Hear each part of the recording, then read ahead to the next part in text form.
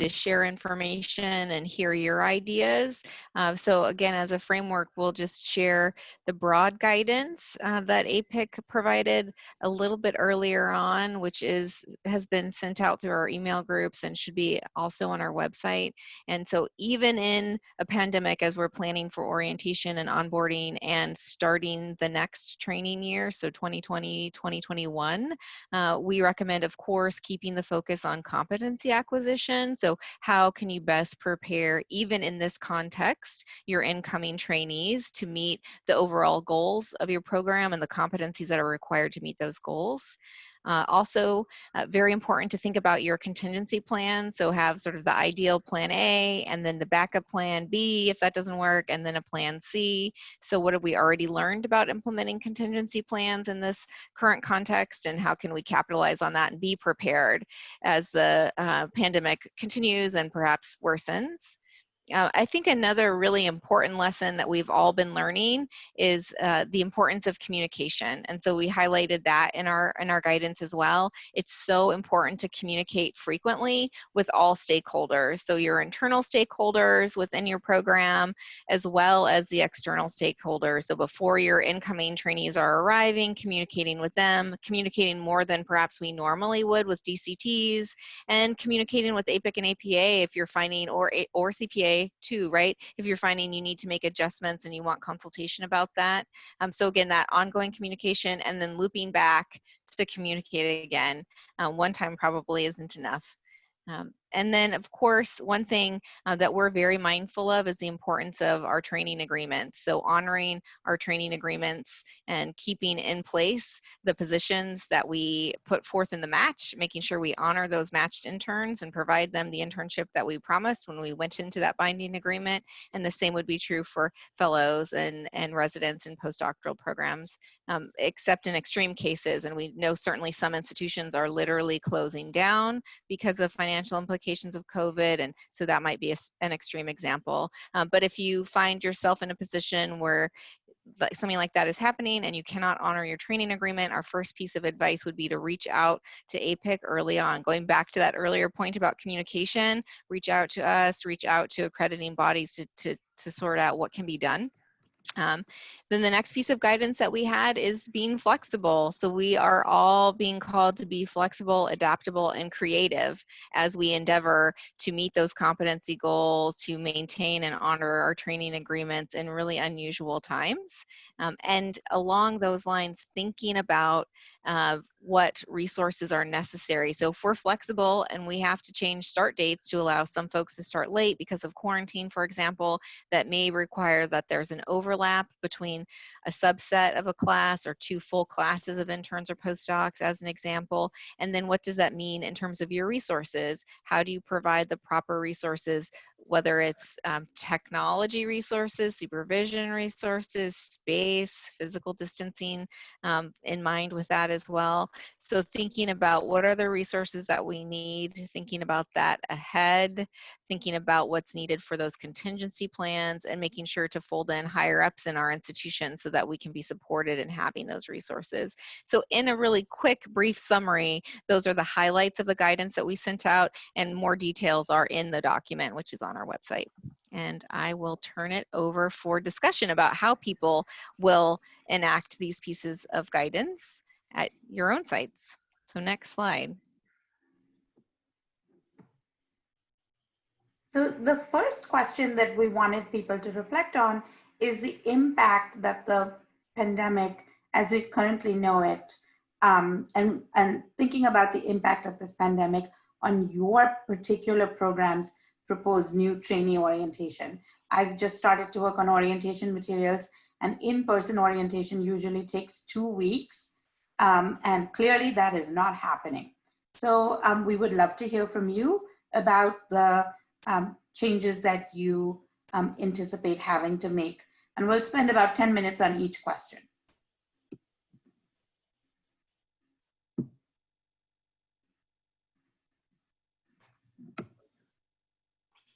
Please feel free to speak up. So I'll go first if that's okay. I have tried to, along with my facility, I'm at a VA facility in Florida, where we are surging right now with COVID cases. And so my facility has already transferred all of their new employee orientation to virtual means, including things like computer training and all of the general hospital stuff that our trainees participate in. And so I've sort of followed that guideline and decided to make, other than getting their access cards to be able to sign into the network, which they have to do in person, everything else virtual. But ahead of that, we had a Skype meeting with our incoming interns to sort of allay some of the fears and do sort of a Q&A to get them, also to get me information about how long they're going to be here before their start dates, in case I needed to worry about quarantine and such. As we in Florida have only a few states that still have to quarantine if you're coming from them. So I've tried to kind of model my hospital's changes to virtual and try to get ahead of some of it by meeting with the trainees virtually ahead of time. Thank you. That is such an important point. I think many of us have reached out to trainees before their start date and done Zoom meetings and Skype meetings, which is really quite unusual because I normally, outside of telling them where to go on July 1, I don't really see them. Anyone else? Hello, everyone. My name is Jaira Oquendo. I'm the Director of Training for Salud in Colorado. It's a primary care system, around 14 clinics, and we have trainees usually in 3 or 4 of our clinics. Besides having meetings prior them coming to the clinic, I think that has been very meaningful for 2 reasons. Number one, there's a lot of questions around how services, how training will be.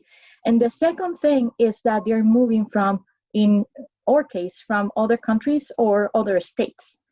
And it's not the same as whatever is happening in Colorado than other states where they're coming from. So I think that's another layer to be considered. The other thing that has been, that I think that we will implement with success will be to have a meeting, Zoom meeting or something like that with the staff.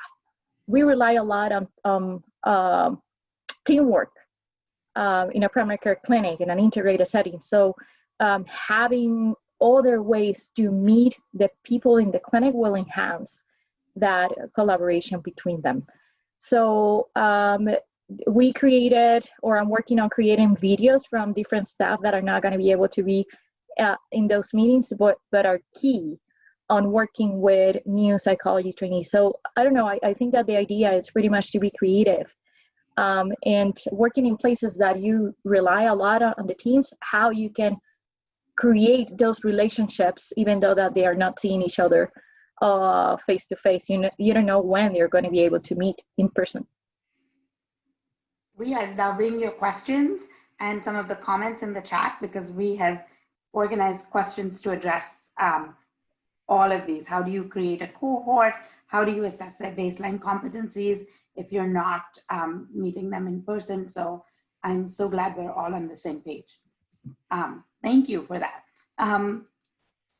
The idea of using virtual means for orientation and having videos for staff who are not able to meet with the trainees is a wonderful one as well, and it requires more preparation ahead of time. So good luck with that. Other questions or other comments?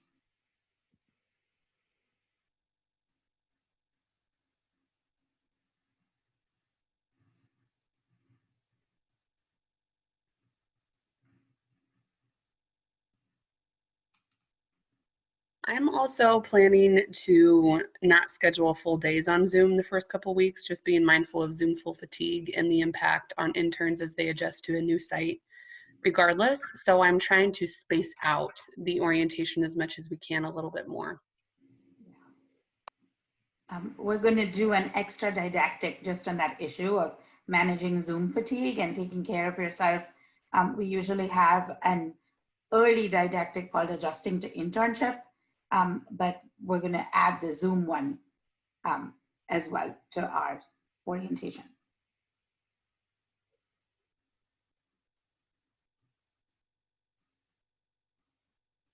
Other ideas that folks have been doing? It's such wonderful comments in the chat here. And I love this idea of sending them a Welcome to Indiana care package. So Anne is on our membership committee, and one of the things that she did she sent champagne and cupcakes to her graduating interns so they would have something special for graduation. So I think that another piece of this is the lame end to the training year and not being able to celebrate as much and in our usual fashion. It just is sort of anticlimactic and disappointing. And in Indiana, we sure do like to mark events with food. So this is really hitting us hard that we can't do that for either graduation or welcoming them in person. So we figured this was the next best thing. We're not allowed any discretionary funding. So I do have the first day planned in person in a very large conference room where we're 6 feet apart with masks. And I decided that a trip to Costco was in order.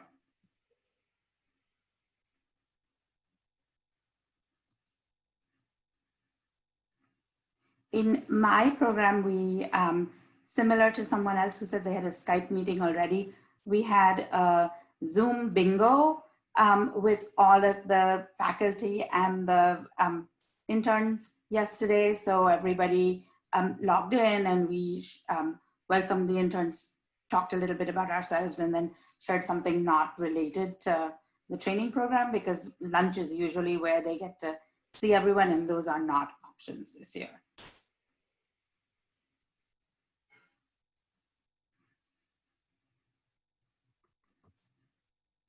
Anyone else?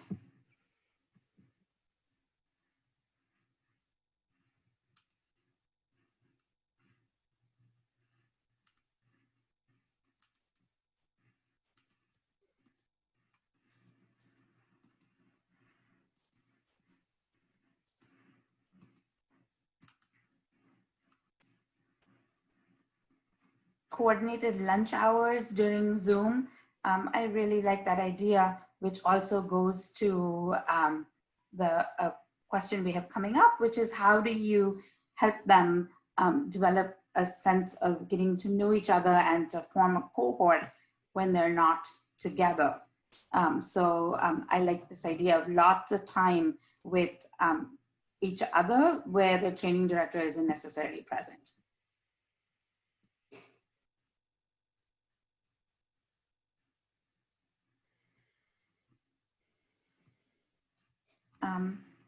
Maybe it is time to move on to our next question. Jeff, if you can move the slides on, please, along. Hi, everyone. It's Matt Zimmerman. Yeah, we wanted to float these two questions for discussion. And one of the reasons why we're writing things down in chat as they're being discussed is you'll have access to the chat as a file. So we thought that we would make use of that dual process. And with this first question, what ideas do you have about supporting your new trainees as they adapt to your site? We're hoping you'd just be willing to share your ideas through the chat, just kind of blast it. And we're not expecting people to absorb all that in the moment, but then we'll have it written down for you to review at your leisure, but we can also discuss it verbally now. So what ideas do you have about supporting your new trainees as they adapt to your site in the context of COVID and physical distancing?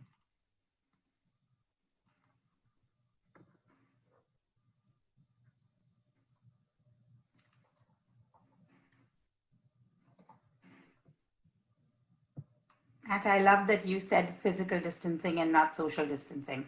And I feel like that's an important distinction that I'll make with them. We want to be social and get to know each other, and do it in a safe way, which means being physically separated. Yeah, I'm working on changing my language on that because I think we want to send the message of trying to be as socially connected as we can. And of course, that relates to creating a cohort effect. So feel free to share that as well through the chat and then share it verbally for discussion. I love the idea of some games. We're thinking about Pictionary. I think there's a way to do Pictionary through Zoom. Yeah.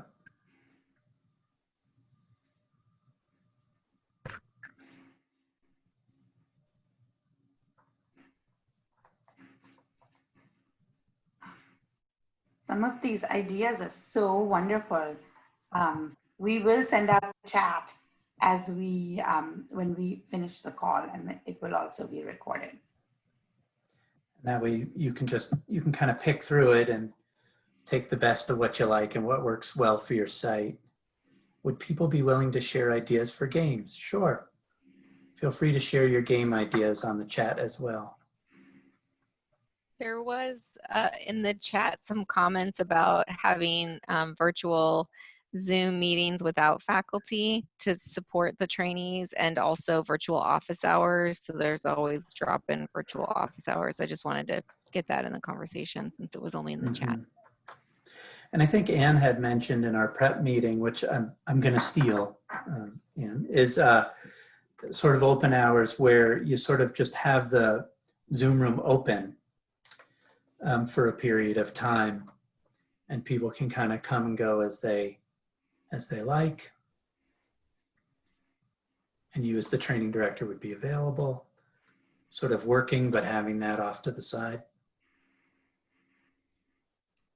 And that's as close as we could come up with a way to replicate, like I'd be in my office with the door open, so they could either come or not. Yeah. Patricia from Manitoba just wrote about the 2-week required quarantine. So I know many sites are getting advice from HR, or even if they aren't, are anticipating that possibility of that requirement. Yeah, they're doing that in Hawaii too. So whether or not it's feasible for your interns to come to the area 2 weeks before their start date, in case that's going to be a requirement of the institution, that can be very complicated, of course, for the interns in terms of their lives and lease agreements and start dates and things like that. One of the things that we did is our current interns' training experience was also impacted by COVID. So we're going to try and connect them with prior interns whose experiences were intact, and have them figure out if there's pieces that they might want to incorporate. We also have a going away event for our interns who fortunately are all staying local next year. So we're going to host that outside later in the summer, and then have the new interns join. So a going away / welcome event. Mm-hmm. Yeah, we're seeing Jeopardy, we're seeing a Q&A.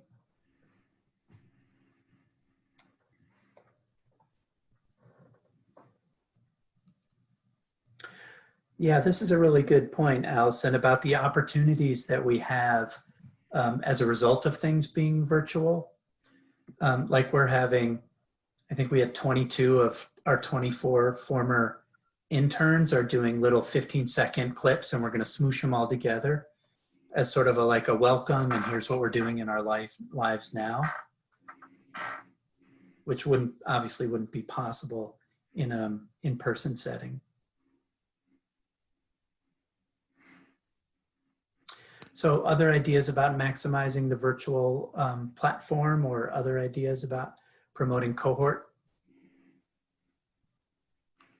Mm-hmm.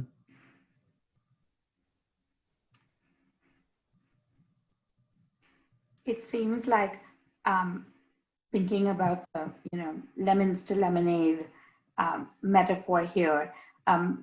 I tried to talk with them a little bit about the opportunities that they have that maybe they didn't anticipate. So this one is real, this situation is really teaching you flexibility, and you're going to be so much more comfortable with telehealth than you ever imagined.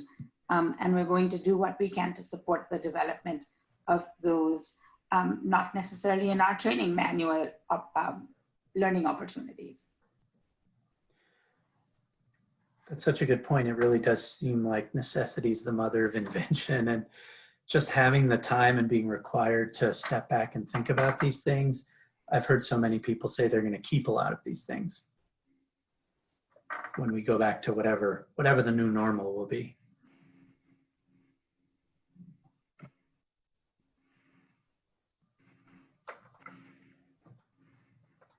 Yep, a welcome letter or a dear interns letter, we call it at our site.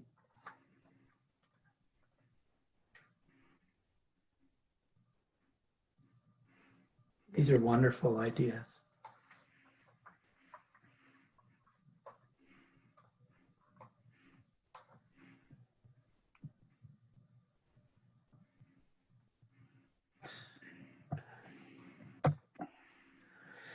Yeah, and then, you know, the other thing we're thinking a lot about at UVA is, and someone else mentioned this, is just carving out time just amongst the interns to be with each other, whether it's around a reading or lunch, coffee, whatever it might be, virtually.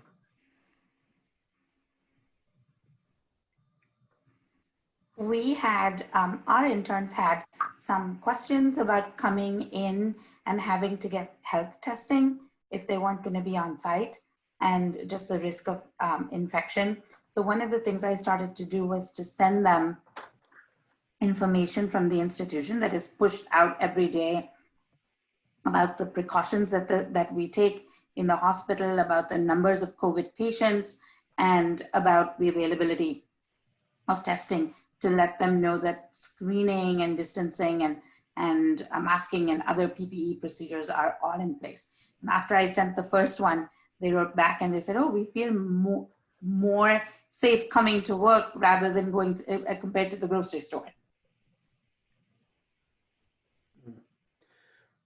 Yeah, Erica McElroy also put this point about a virtual tour. I know there's several, for example, we're in Charlottesville, there's several Charlottesville videos that have been fairly easy for me to grab and eventually link on our training website. But I suppose one could drive around and make their own as well. Don't drive and record. Okay, well, if we've mostly exhausted this area, and keep your thoughts coming, like I said, we'll send it out. I'm going to throw it to Anne. Okay, so this next one is one I know we've been talking a lot about in our program. How can you assess the baseline competencies of our incoming interns, given that most of their clinical work is probably going to be virtual? I know that we still have some of our rotations are 100% virtual right now. We've got a few that are about 50% in person, but even at that, it's going to be very, very different than when, as supervisors, we have those interns in clinic with us. And, you know, it's just, that's how we're used to doing it. This is new territory. So I'll be interested to hear what thoughts people have on approaching this. This is uncharted territory. I had a thought on that. I'm Bonnie. I'm in Washington State, and I was thinking about how, I don't know about others, but I'm not always very good about contacting the directors of clinical training to get maybe an idea of the interns, you know, last practicum, or even something in writing, maybe some evaluations, even though of course we have letters of recommendation, but those are always a little bit different. So that might be one way also to get some information. That's a really good idea. I like that a lot.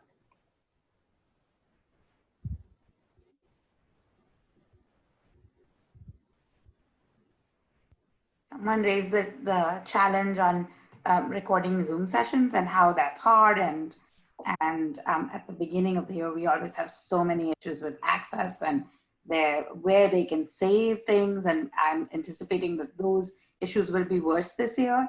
So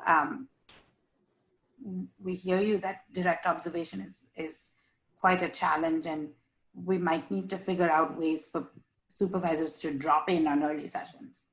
So that's something we've actually been doing, and this is kind of something as we've been kind of talking about things that where we can use this technology to actually make some things easier.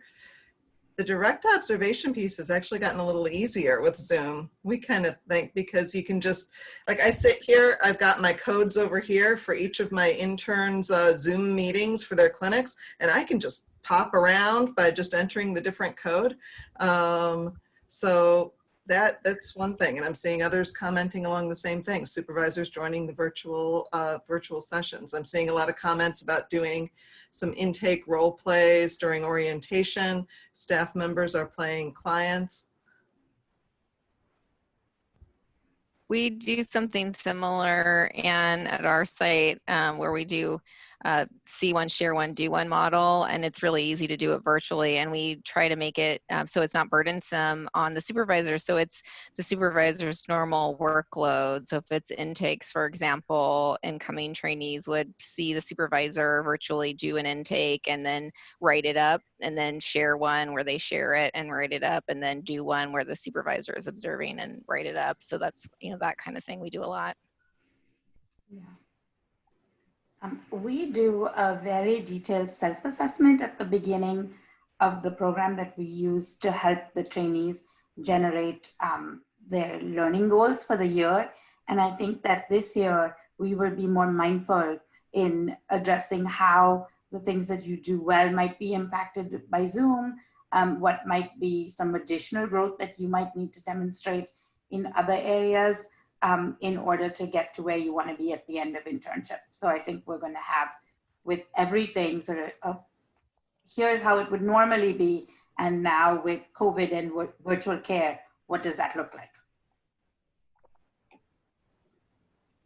We similarly have a baseline competency assessment like what you're describing, Shona, where we do self-assessment, and we also have video-based vignettes that we've put together that our staff are playing the patients and the therapists, and then we have structured interview questions following, you know, in the different topics. So assessment, you know, therapy skills, things like that. And so I think it'll translate to the Zoom platform too.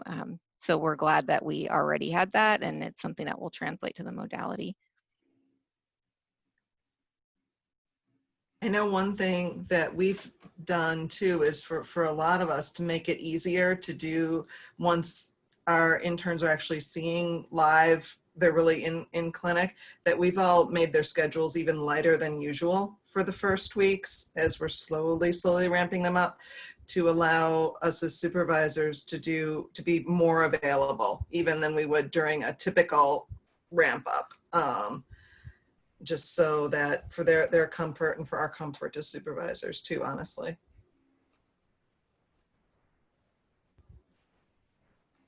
I think there's a question in the chat about whether trainees need to be on site to provide telehealth services.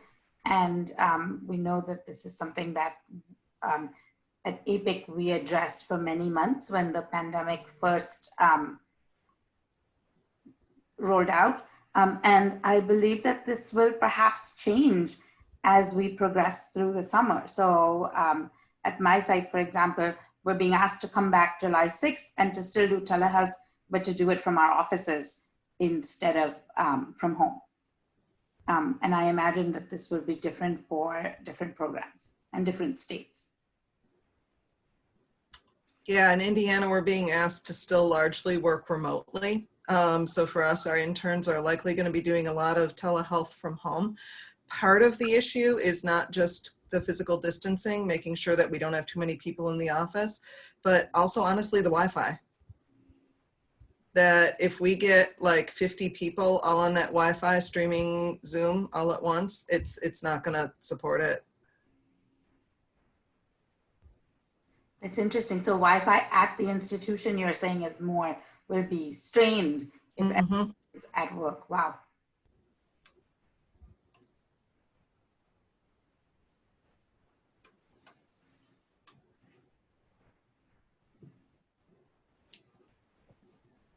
Other thoughts about baseline competencies? Oh, and this is nice. Someone just put in a comment providing a stipend to the psychology trainees to cover internet services at home. That's excellent.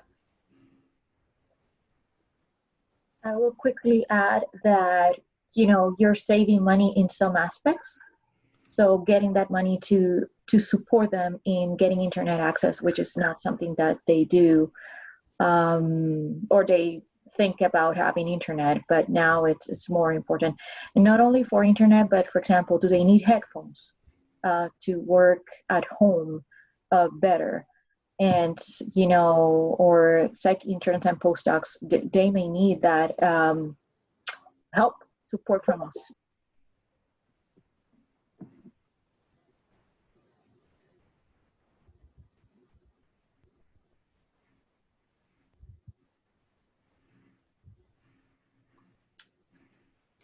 No, I think other thoughts that I know we've had in our program. This is thinking, similar to things others are mentioning too, that it's this challenge of us being able to assess their competencies, and also though to like try to take out the variable of them just getting comfortable with the technology. So that's why I think we're going to try to give them a lot of practice with the technology during orientation, so that it's not that they're just getting tripped up by like how to arrange Zoom and the electronic record on their screen and everything. And they can just focus on providing good quality assessments and interventions.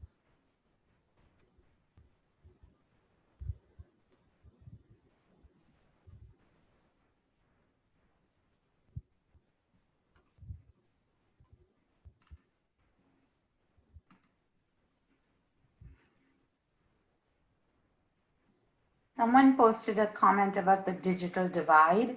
And I think that, in our patient population, there are some patients who don't have access to Zoom. And so we still have to do phone sessions with them.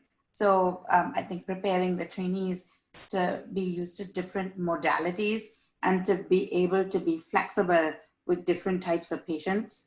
And that just will be really variable. But I'm glad to be reminded that it's important to put that out there. And that is something that, and that's a good reminder to that for our trainees, that if we get any inkling at all that a family is struggling to be able to have access to this technology, that we're offering something like voice only, doing just over the phone.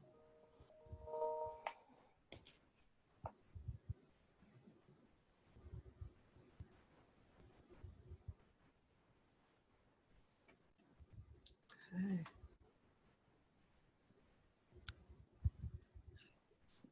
All right. And Shall we move on? Okay.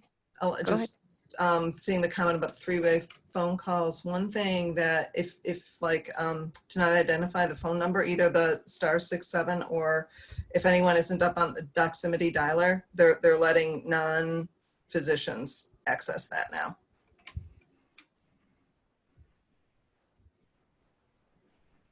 That's great to know that they're doing that, because I know that was initially a hurdle for folks who are not physicians. So that's wonderful. There's an important question on there, I think, that we've had to manage around the ethics of working on Zoom across state lines. And the question is about whether you can do that internationally. And I would say it really depends, and you want to check with your counsel and your compliance and billing folks about what is allowable. Agree. Yeah, and then also just, I mean, thinking about your own license and your supervisor's license, and, are you APPIC, does the jurisdiction where you're licensed support you in doing that? Because it's ultimately the supervisor's license on the line, not the trainees. So that's, I think, another important piece. And of course, we want to protect our supervisors in that regard too. Okay. So it looks like we're moving on to the final discussion question, which is what additional didactics, resources, or training have you put in place for this year, given the likelihood of virtual clinical services and virtual supervision, at least for the time being? So I know for us, we've been thinking a lot more, and in the Pacific Islands, we do quite a bit of telehealth because our healthcare system provides services across oceans to Guam and American Samoa and Saipan, in addition to all of the Hawaiian Islands. And so that's part of our program typically, although we are definitely thinking that we need to be doing more around telehealth. And earlier as an example. So I'm curious what other folks are thinking you might need to change or front load or address differently given this current context for both trainees and supervisors.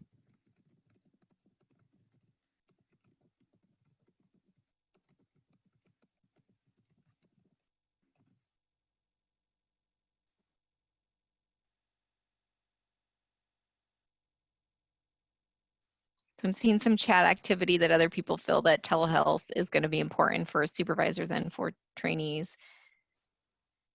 I'm curious about assessment as well. That's an important competency in one of the PWCs with regard to assessment in a virtual environment. Have folks been thinking about that, and what solutions are you coming up with for that specifically?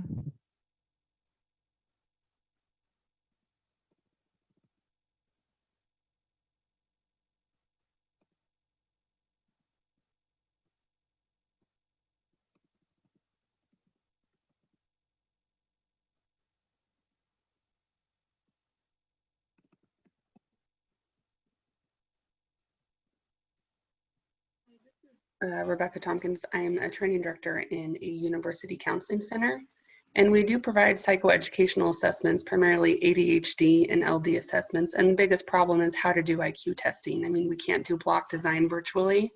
So we are trying to set up a model with proper precautions, potential guards, potential like shoe boxes where we hand the block design to the students, explain to them through this piece of plastic how to do it, and watch and try to stay as close to standardization requirements as possible. But we are thinking of adding some mandatory in-office days where our interns can, first off, I would model to them how to do an IQ test with all of the PPE, but that's really the only solution we have found for the IQ. Everything else I feel like we can do virtually. Thanks for sharing that. I think that's a great solution to be looking at virtual test administration primarily, and then also if you're doing in-person, components of an assessment battery, thinking through the safest way for both the trainee, assessor, and also the client or patient. I think that's wonderful. And certainly we've seen that in some more medical settings. Certain environments just require being on site and then using the PPE to be on site. And that also includes some assessment environments as well. How about for other folks? How are you supporting your supervisors or changing other components of your didactic and training experience for your trainees?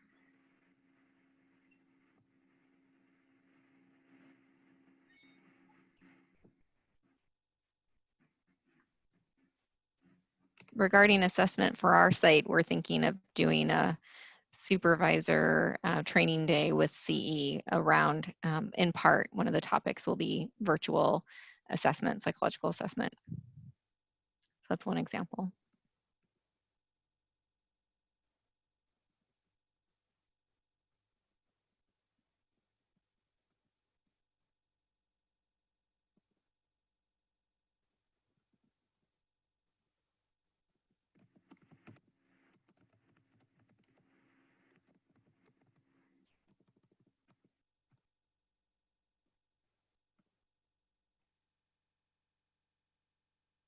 keep trying to find the opportunity in this experience. And one of the pieces that is really nice is our trainees have more options for group therapy that are focused around COVID related issues that they wouldn't ordinarily have. So we have a COVID grief support group where we adapted our regular protocol. We have a COVID stress management group. We have other groups that are related to coping with loss and isolation, and sort of a weekly Zoom community call that highlights different issues on each day of the week. And we use those to as part of our resilience programming. So one day we cover self-compassion, one day we do mindfulness, one day we do exercise, one day we do compassion fatigue, and then on the fifth day we have kind of a rotating topic.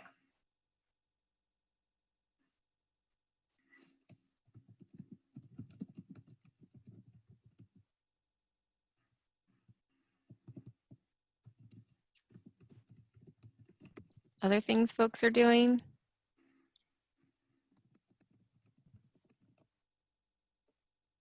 Like Shona, I think we found opportunity in the midst of this.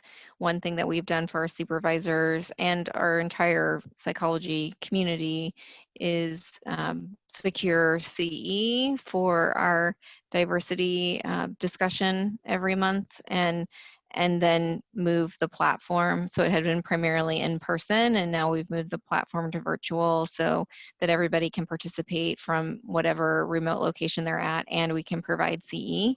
And that's such an important topic. And I think, looking back, I think, why didn't we do this before? You know, but I think just getting everyone online and virtual has made it so much easier to get you know, full participation in certain things. And that will be the same for our supervisor training day, will be something that we provide virtually and we're able to provide CE for. So I think that those are some of the benefits that we're thinking about at our end. One of the pieces that's been really fun for me is I have colleagues all over the country, and I've always thought, oh, I would love to invite you to come to my program, but that's not possible. But now we can invite them via Zoom. We can do some shared seminars via Zoom. And that has been kind of fun, where I've been thinking about who I would like to bring in. And, you know, it gives them an opportunity also to have national presentations. We've been doing that too, Shona. I'm glad you pointed that out. It sort of happens naturally, right? Where there's a topic and you think, well, like, who in my network would be good? And then it just sort of grows, and then you end up having this wonderful panel, like spanning, you know, or maybe even international, right? It's great, and then everybody benefits. And then also we can, you know, it ends up becoming something that's not just for our local trainees, but for trainees at any of the sites where a faculty member is participating, and that can be a really neat thing. Yeah, I agree. Any other things people are doing differently in terms of prepping their trainees and prepping their supervisors? We did have a question about how interns are meeting direct service, and there have been a few updates on what direct service means, and certainly virtual is direct, face-to-face is direct, and other activities that have been included for direct service involves discussions about your cases, as well as consultations about your cases with other professionals or colleagues. So that's how some sites are meeting those direct service hours there, but APPIC continues to emphasize that hours are not the bottom line that we really want to focus on, but competency, obtaining these competencies are much more significant to the outcome than the actual number of hours. So want to continue to remind people of that. I think that's a really important point, Jeff. And I think in a primarily telehealth environment, we've actually found there are in some ways more opportunities for our trainees, because sort of like what Shona was saying in terms of like, who would we invite to come, you know, visit our program? who can we invite into our clinics, it makes it much easier for trainees to join, one group or do one assessment or do, a smaller piece within a different clinic or rotation than when we were physically kind of siloed into our spaces. And so we found if someone has a training need, direct hours related or competency related or interest related, it's in some ways easier for us as a training community to accommodate someone rotating into just a piece of a rotation for one of those specific groups. So that's been, I think, a piece of flexibility for us that I imagine will continue into the next year too. Listen, I was thinking about, again, with opportunity, one of my trainees last week did a session where she had a friend who was in another state join the session, which we would never have been able to do. And the friend was able to provide really valuable collateral information that we wouldn't have had access to.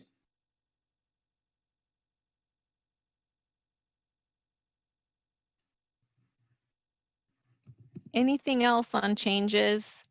In our hospital, we frequently have court hearings that patients go to for medication over objection or retention. This has been something that trainees have not really been able to observe because it takes place off-site. Now, every unit has like a Judge Judy session every week, and it's really fascinating to watch. And I think interns have this unique opportunity to have a window into that. Thank you. There's a question on there about some relaxation of APA's rules regarding the proportion of telesupervision and distance learning. I'm not sure that I know the answer to that, and I think that this is probably something that we should call the office about. Right, we can't speak for APA, and I have not heard that any relaxation of that 50% tele, but I think calling that Office of Program Consultation and Accreditation, Jackie Wall, Dr. Jackie Wall, jwall@apa.org is the best resource for that.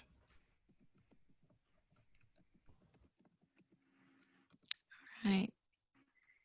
Anything else on this topic before we shift to just overall resources and any broader ideas or questions that people have that we could all benefit from in terms of preparing for the new year in a virtual format?